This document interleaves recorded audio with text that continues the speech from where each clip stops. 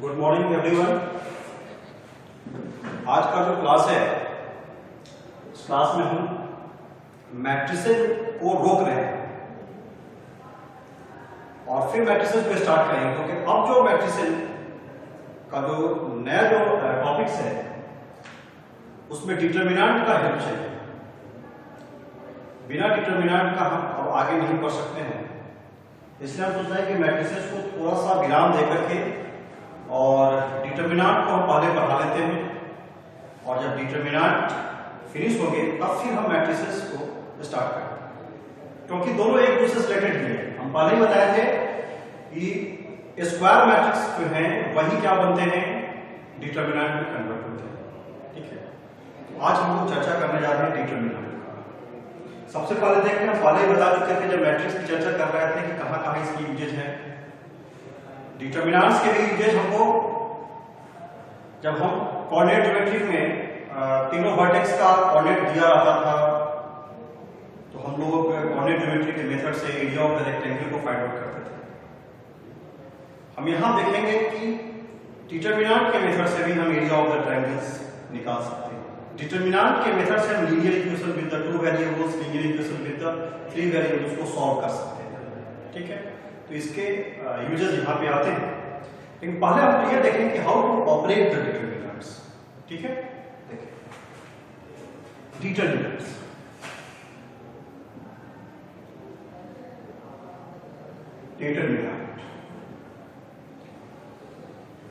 Determinant का जो Hindi meaning है वो सारणी होता है। ठीक है, और हम ये बताएं कि जब हम चर्चा किए थे कि स्क्वायर मैट्रिक्स में हमने बताया था कि जिसमें नंबर ऑफ रो और नंबर ऑफ कॉलम्स दोनों सेम होते हैं, वैसा मैट्रिक्स जिसमें नंबर ऑफ रो और नंबर ऑफ कॉलम्स सेम होते हैं उस मैट्रिक्स को हम लोग स्क्वायर मैट्रिक्स कहते हैं। यानी कि m इक्वल टू n, वो मैट्रिक्स क्या हो गया, क्या होगा, स्क्वायर मैट्रिक्स। स्क्वायर मैट्रिक्स को हम कहते हैं कि कैसे रिप्रेजेंट कराते हैं डिटरमिनेंट में। जैसे मान लीजिए कि हमारा एक मैट्रिक्स है, if A is a square matrix, if A is a square matrix, देखिए हम एक को ले रहे हैं A Aij स्क्वायर मैट्रिक्स है। ये हमारा क्या है, स्क्वायर मैट्रिक्स, यानी कि same order m by n या जिस ऑर्डर का हो। हम जब डिटरमिनेंट्स में क्या करते हैं कि दोनों तरफ इस तरह का साइन लगाते हैं। जब हम इसको लेंगे ये मैट्रिक्स है, लेकिन जैसे हम इस साइन डालेंगे इसके अंदर तो ये कहलाएगा अब डिटरमिनेंट ऑफ ए। जब ये डिटरमिनेंट ऑफ ए है, यहां हम क्या देख रहे हैं, ये जो साइन अंदर की तरफ आ रहा था मैट्रिक्स में, ये साइन क्या होगा, इस तरह का। हमने बताया था कि मैट्रिक्स के जो अंदर में जो एलिमेंट्स हैं उनका ऑपरेशन अंदर में ही होता है, लेकिन अब हमने क्या किया, इस साइन को चेंज करके इसमें ले आया डिटरमिनेंट फॉर्म। ठीक है, अब इसकी वैल्यू हम इसको बाहर निकाल के कर सकते हैं, a i जैसे होगा हम उसकी वैल्यू। जैसे एग्जांपल में देखते हैं, जैसे a हमारा एक मैट्रिक्स है, सपोज कीजिए a1 1, हम इसको क्या देख रहे हैं, ये हमारा फर्स्ट ऑर्डर का है, मतलब 1 बाई 1 का है, एक रो और एक कॉलम है, 1 रो और 1 कॉलम, 1 बाई 1 का है। जब हम इसको इस तरह का साइन लगाते हैं, डिटरमिनेंट ऑफ ए करते हैं, तो ये हमारा हो जा रहा है a1 1 और इसकी वैल्यू क्या है, अब इस साइन से बाहर निकाल सकते हैं। ठीक है, इस साइन को बाहर जब निकालते हैं तो उस प्रोसेस को हम लोग एक्सपेंडिंग बोलते हैं। एक्सपेंडिंग का मतलब होता है फैलाना, विस्तार करना। तो हमने यहां पे किया था उसको विस्तार करना, क्योंकि ये 1 बाई 1 ऑर्डर का है, तो जो वैल्यू आपको दिख रहा है वही वैल्यू यहाँ पे आ रहा है। लेकिन हम दिखाएंगे कि भाई 2 बाई 2 ऑर्डर का होगा, 3 बाई 3 ऑर्डर का होगा, तो हम कैसे उसको एक्सपेंड करेंगे। देखिए यहां पे इस साइन को हम डिटरमिनेंट बोल रहे हैं, इस डिटरमिनेंट को हम इसको यहां पर बोलते हैं determinant of A, determinant of A पर। ठीक है, जनरली इसको डिनोटेशन जो होगा डिनोटेड बाय हम टी भी लिख सकते हैं कहीं पे, और कहीं भी हम डेल्टा से भी रिप्रेजेंट करते हैं, ऐसे ये डेल्टा। हम इस डेल्टा से भी रिप्रेजेंट करते हैं। ठीक है, तो ध्यान रखें इस साइड पर हम कभी नहीं कहेंगे, क्योंकि ये साइड के अंदर क्या होता है, जब हम डिटरमिनेंट की स्टडी नहीं कर रहे हैं, मैट्रिक्स की स्टडी नहीं कर रहे हैं, तो कहीं भी अगर इस तरह का वैल्यू दिया हुआ है तो हम इसको पढ़ते हैं mod 5, लेकिन यहां पे हम mod 5 नहीं पढ़ेंगे, mod a नहीं पढ़ेंगे। ध्यान रखिएगा, this is not a modulus of a, this is not a modulus of a, because हम लोग किस चैप्टर में है, हम लोग मैट्रिक्स और डिटरमिनेंट में हैं, तो इस मैट्रिक्स और डिटरमिनेंट में इसको हम लोग डिटरमिनेंट ऑफ a पढ़ेंगे। ठीक है, तो ये कंफ्यूजन नहीं होना चाहिए। बच्चे जब बनाते हैं सवाल देखो कभी कुछ बच्चे ऐसे हैं बोल देते हैं अरे मॉड है, नहीं मॉड नहीं, ध्यान रखिए क्या है ये, मॉडुलस नहीं है, ये डिटरमिनेंट ऑफ ए। ठीक है, जैसे मान लीजिए हम करते हैं, लेट अस कंसीडर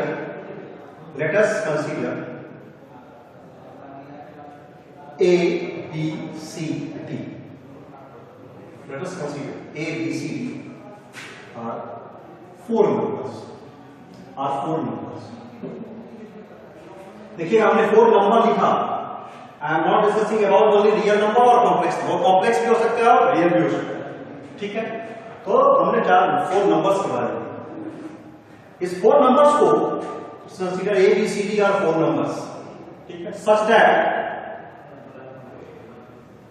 जब इसको हम इस तरह से लिखते हैं A B C D, इस तरह से पैटर्न बना दिए। ध्यान रखिएगा क्या है, डिटरमिनेंट का साइन यहां पर हो रहा है, मॉडुलस नहीं है। और देख रहे हैं क्या, 2/2 का है, R1 R2 C1 C2।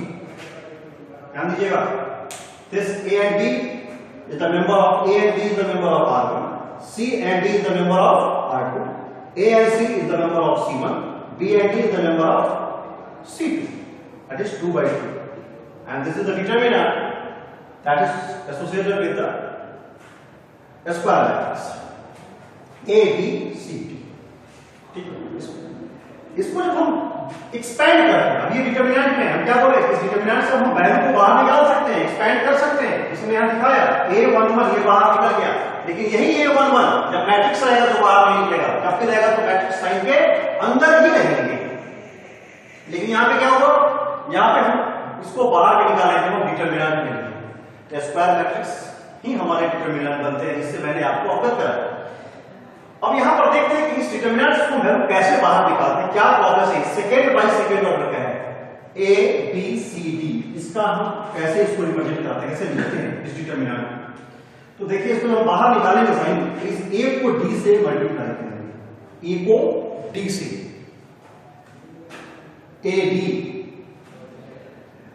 Minus sign लेंगे, फिर इस B को C से मल्टीप्लाई करेंगे, B C। Let us consider A, B, C, D are 4 numbers such that A, B, C, D that is equal to AD minus BC। ठीक है, इसको क्या कह सकते हैं कि this is the determinant of second order। ये हमारा क्या है, एक डिटरमिनेंट है सेकेंड ऑर्डर, जिसकी वैल्यू क्या हो गई, एंड इट्स वैल्यू इज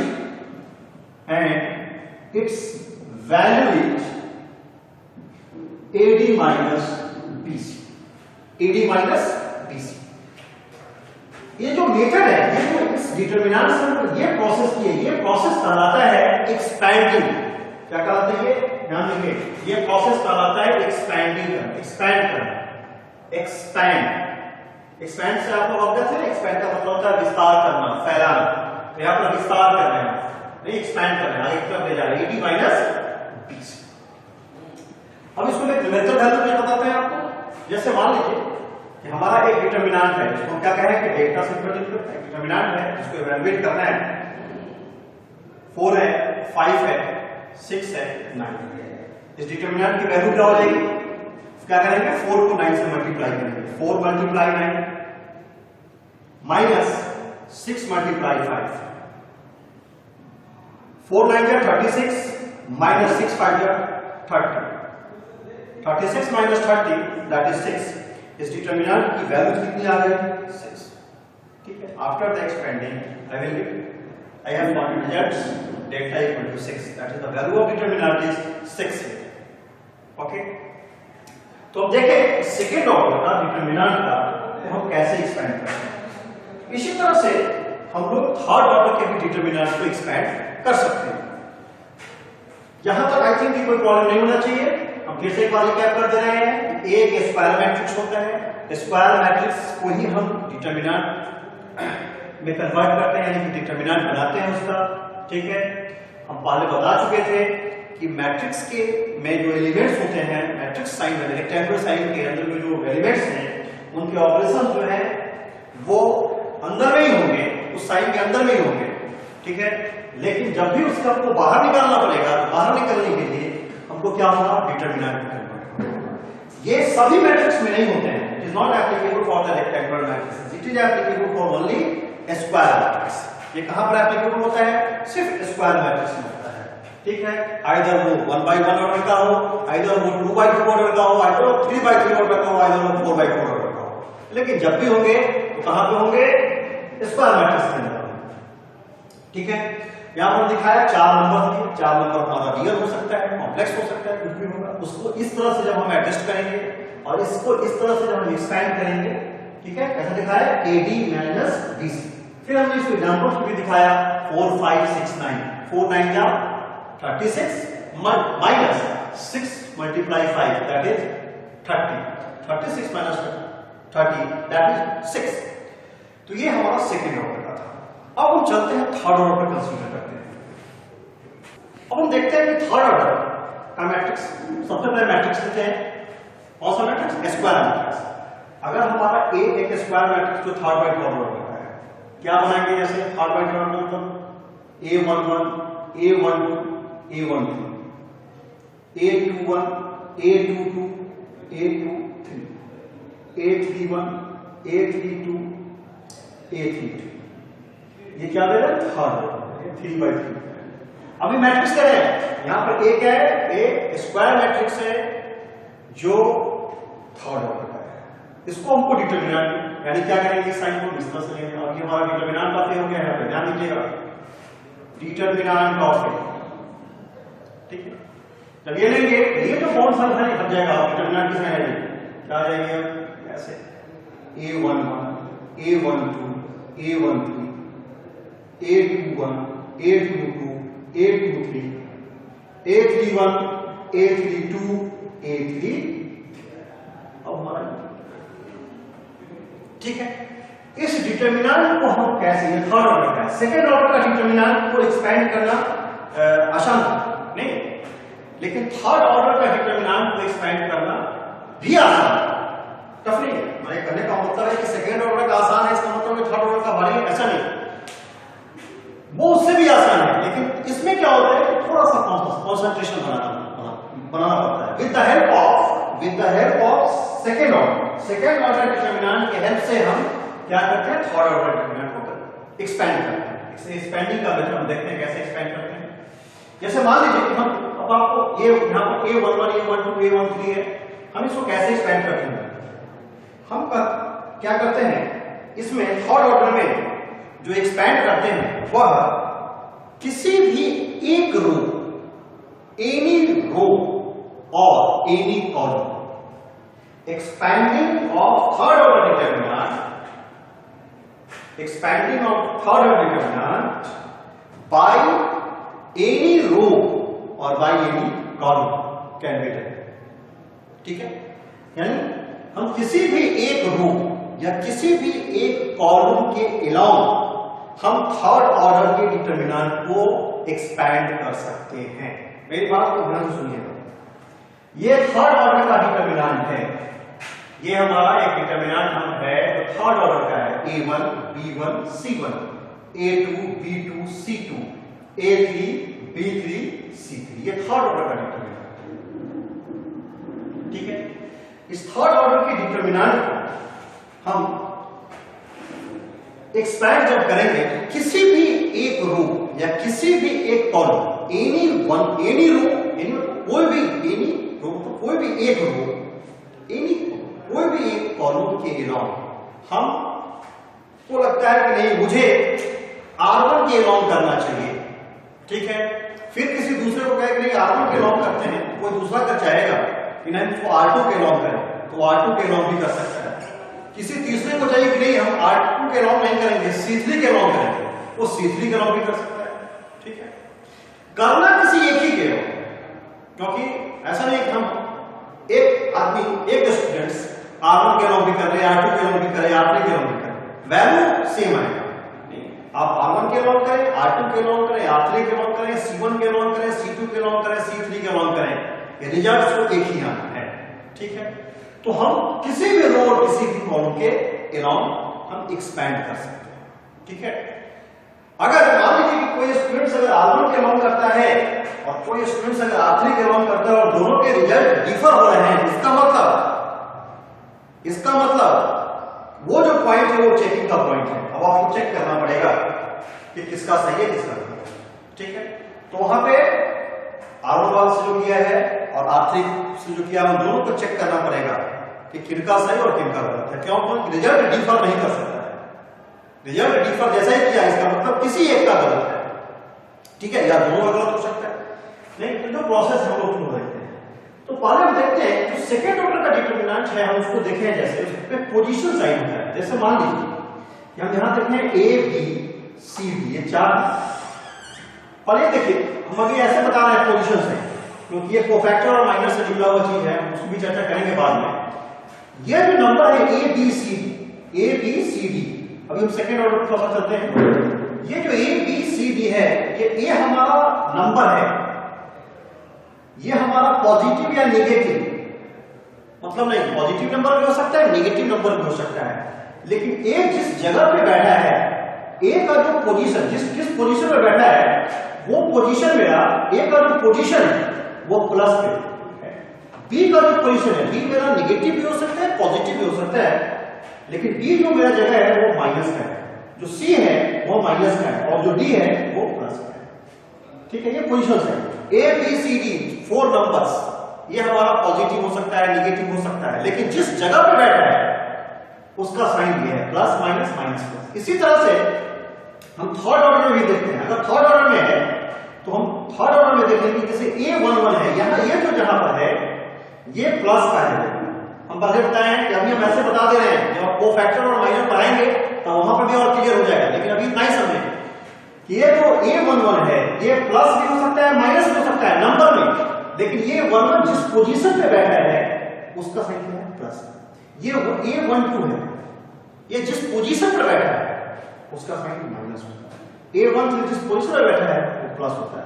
इसी तरह से ये जिस नंबर पे बैठा है, ये नंबर जिस पोजीशन पे बैठा है उसका साइन माइनस, इसका प्लस, इसका माइनस, इसका प्लस, इसका माइनस, इसका प्लस।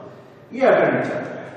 हम बता रहे हैं कि टॉपिक है कोफैक्टर और माइनस, जब हम उसको पढ़ाएंगे तो बताएंगे कैसे होता है, लेकिन अभी हम यही देखते हैं कि थर्ड ऑर्डर में जो पोजीशन साइन हुआ plus minus plus minus plus minus plus minus plus.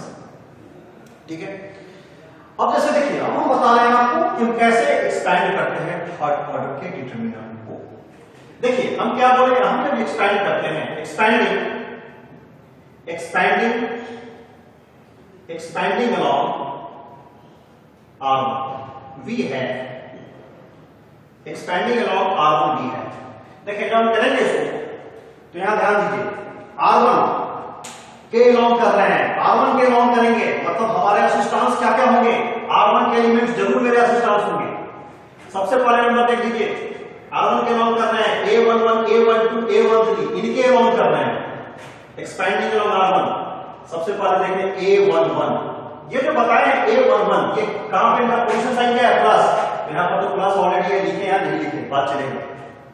A11 जब हम A11 लेते हैं तो देखिए A11 से सटे हुए रो को, A11 जब लेंगे A11 से सटे हुए रो को और A11 से लगे सटे हुए कॉलम को हम बंद करेंगे। ध्यान देंगे जब हम A11 ले रहे हैं तो A11 से सटे हुए रो को और A11 से सटे हुए कॉलम को बंद करेंगे तो आप देखेंगे क्या दिखाई दे रहा है आपको? आई थिंक दिखाई दे रहा है आपको सेकेंड ऑर्डर का डिटरमिनेंट दिखाई दे रहा है, A22 A23 A32 A33। ध्यान दीजिएगा A11 जब लेंगे तो इससे सटे हुए, इससे जो एसोसिएटेड रो है, इससे जो एसोसिएटेड कॉलम्स है, इन दोनों को हम बंद करें। क्या मिल रहा है? सेकेंड ऑर्डर का डिटरमिनेंट दिखाई दे रहा है आपको। हम देते हैं A11 ले लिए और हम second order A22 A22, A23, A23, A32, A32 and A33 हमको दिखाई दिया। ठीक, अब इस एलिमेंट का काम मेरा हो गया। आप जब हम एक्सपेंडिंग में R1 कर रहे हैं तो R1 में कौन कौन इन्वॉल्व है? A11, A12, A13, इनका काम निकल गया। अब इनको हम छोड़े, अब हम चले A12। ये A12 देखें, A12 जो नंबर है उसका पोजीशन क्या है? माइनस। हम क्या करते हैं? माइनस पहले लगा देते हैं। और जो A12 है इसमें यहां लिख देते हैं। ये A12 जो भी होगा पॉजिटिव नेगेटिव जो होगा उसको लिख लें। अब हम A12 से इस जो एसोसिएटेड रो है और एसोसिएटेड कॉलम है उनको बंद करके दिखाते हैं। A12 से एसोसिएटेड रो को बंद कीजिए। A12 ले रहा है, इससे एसोसिएटेड रो को कंप्लीट बंद कीजिए और इससे कॉलम को बंद कीजिए। आपको नंबर फिर दिखाई दे रहा है 4। दिस ध्यान देंगे। A12 से एसोसिएटेड रो को मैंने बंद किया और कॉलम को बंद किया। नंबर है हमारा क्या क्या? A21, A23, A31, A33। I think that must be visualised by you. देखिए क्या है? A21, A23, A31, A33। क्या लिखें इसको?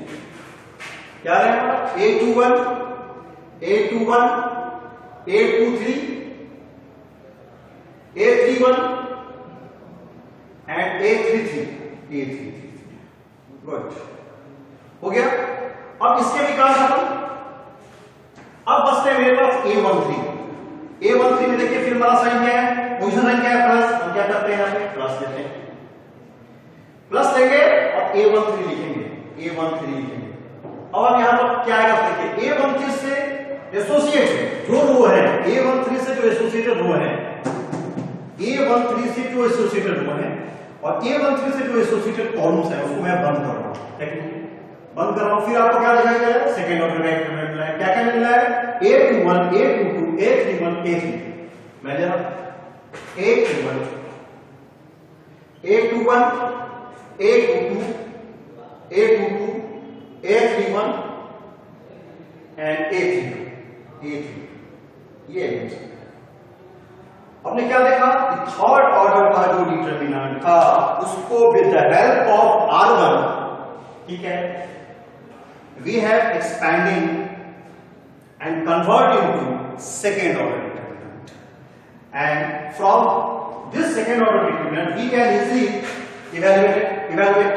देखें कैसे करते हैं? A11 ये अब सीधा रिजल्ट आ जाएगा A22 into A33 minus A32 into A23, okay, minus A12 जब लेंगे A21 तो इससे करेंगे A21 A33 minus A31 into A23, ठीक है, प्लस A3 लेंगे A13 लेंगे तो रिजल्ट क्या होगा? A21 A32 minus A31 into A2, ठीक है, ठीक है।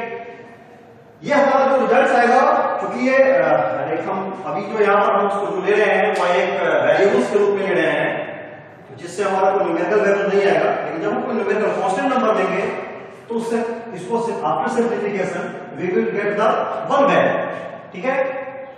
हम दिखाते हैं, यहां भी हम जैसे नंबर लिए A1 B1 C1 A2 B2 C2 A3 B3 C3, ठीक है।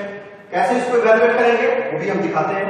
तो ये प्रोसेस है, हम किसी को भी, जैसे मान लीजिए कि हम इसके अलावा भी करेंगे तो ये रिजल्ट आ सकता है, R3 के अलावा भी करेंगे तो ये रिजल्ट आ सकता है, ठीक है। C1 के अलावा करेंगे तब भी ये रिजल्ट आएगा, C2 के अलावा करेंगे तब भी ये रिजल्ट आएगा, C3 के अलावा करेंगे तब भी ये रिजल्ट आएगा। हम उसको करके भी दिखाएंगे जब हम न्यूमेरिकल बेस्ड क्वेश्चन पे आएंगे, ठीक है। अब हम देखते हैं इसमें इस जैसे इसको ब्रेक किया है और इसको ब्रेक करते हैं। एक्सपैंडिंग अलॉन्ग R1 क्या मिलता है? सबसे पहले A1 ले लेंगे। जब हम A1 लेंगे तो B2 C2 इसको बंद कीजिए और इसको बंद कीजिए। A1 से एसोसिएटेड रो को बंद कीजिए, बंद कीजिए, आपको क्या मिलेगा ये portion B2 C2 B3 C3 B1 का कोएफिशिएंट साइन माइनस लगा लीजिए पहले, ठीक है। जब B1 है एक्सेस इसको बंद कीजिए लोग और इस कॉलम को बंद कीजिए।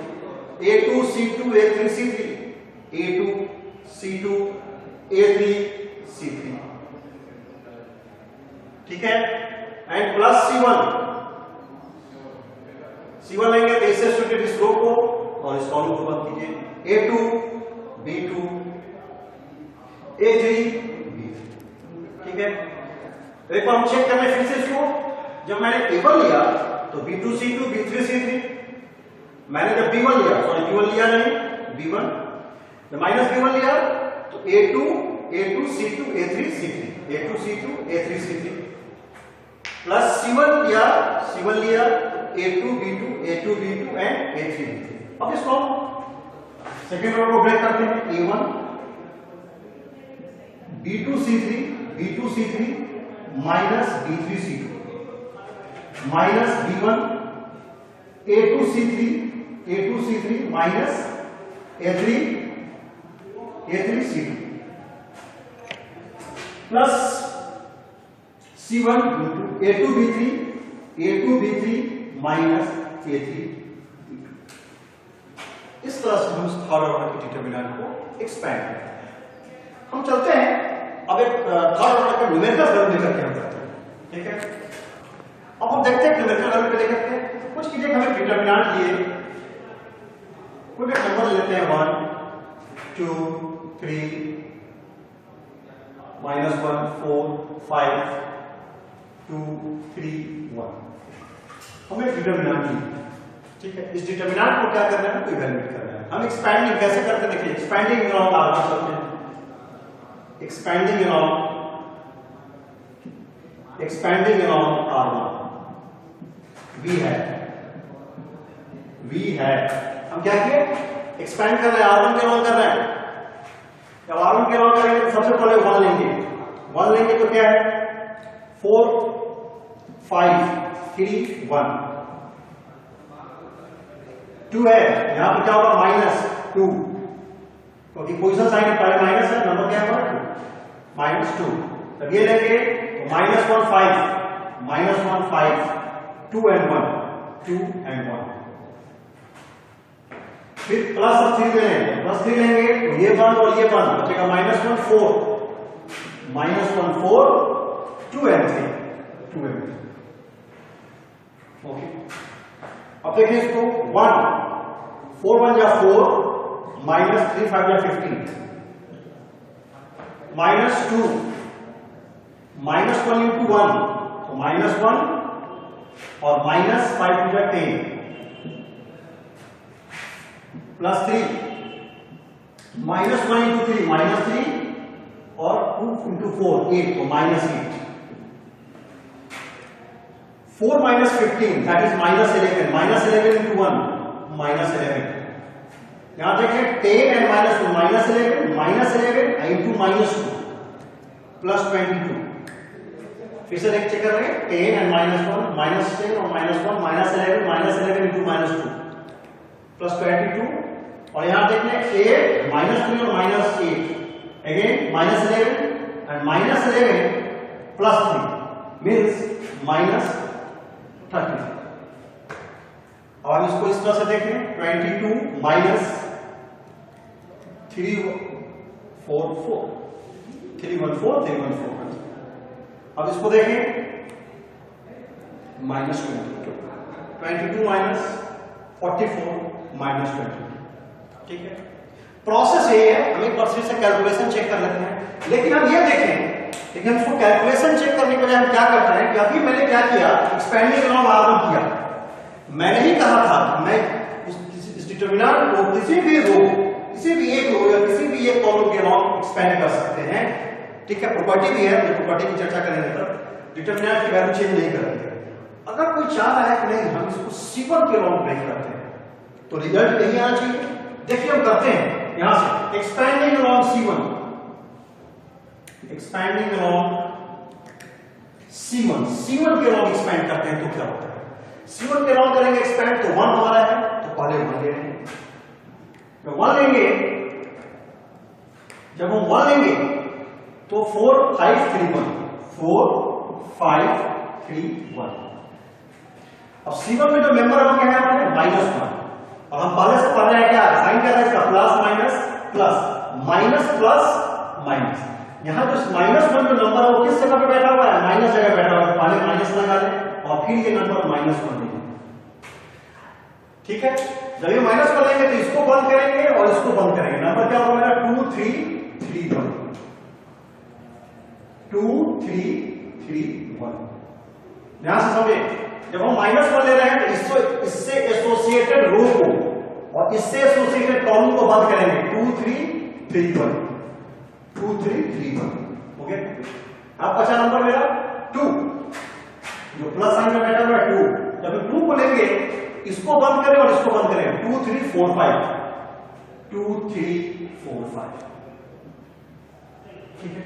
अब इसको सॉल्व करते हैं, 1 4 माइनस 5 3 जा 15, ओके, माइनस इंटू -1 प्लस हो गया ये +1, एंड इसको देखें 2 माइनस 3 3 जा 9, ओके, प्लस 2 5 2 जा 10 माइनस 4 3 जा 12। अब देखें आप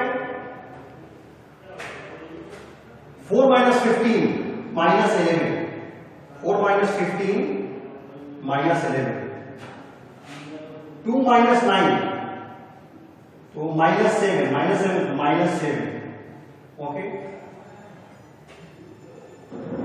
एंड 10 माइनस 12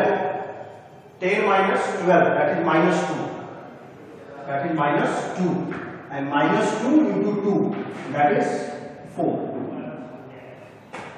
देख लें -11 -7 -4, ऑलरेडी क्या आ रहा है मेरा रिजल्ट -22। पहले टाइम देखिए जब R1 के अराउंड किए तो क्या रिजल्ट था मेरा -22, जब हम C1 के अराउंड किए तब भी मेरा -22, ठीक है।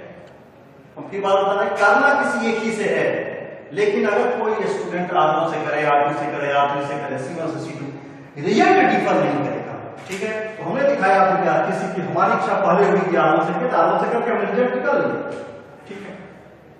नहीं, कोई स्टूडेंट अगर चाहे कि हम C1 के अराउंड करें तब फिर रिजल्ट नहीं आएगा, रिजल्ट में कोई चेंजेस नहीं है। तो ये एक्सपेंडिंग मेथड होते हैं। फिर जब मैं नेक्स्ट क्लास में आऊंगा तो फिर और काम करके बताऊंगा, ठीक है। जैसे इसमें हम स्टेप को, ये जो सेकेंड ऑर्डर वाला जो स्टेप लिख रहे हैं इसको मैं बिना लिखे हुए डायरेक्ट बताऊंगा फिर कैसे करते हैं, ठीक है। और फिर कुछ काम करेंगे तब प्रॉपर्टीज पे चलेंगे। आप लोग घर पे क्या करेंगे कि पहले एक्सपैंड करने के मेथड्स को देखेंगे, बुक से देखेंगे कि कैसे हमने जो सिखाया इसमें कहीं प्रॉब्लम हो रहा है तो आप फिर हम नेक्स्ट क्लास में उसको देखेंगे, आप मुझसे शेयर करेंगे कि कहाँ प्रॉब्लम हो रहा है, और नेक्स्ट क्लास में हम इस पे आपके प्रॉब्लम्स को सॉर्ट आउट करेंगे। लेकिन आप पहले अपने आप जो बुक में जो बनाया हुआ है या जो हम नोट्स डाले हैं तो देखें कि सर ने कैसे कैसे स्टेप्स लिया है, वीडियो के माध्यम से देखें कि सर ने कैसे कैसे स्टेप्स लिया है, उस स्टेप्स पे काम करेंगे और कुछ प्रैक्टिस भी करेंगे करके, ठीक है। फिर जब हम नेक्स्ट क्लास में आएंगे आगे चर्चा करेंगे। आज के लिए धन्यवाद।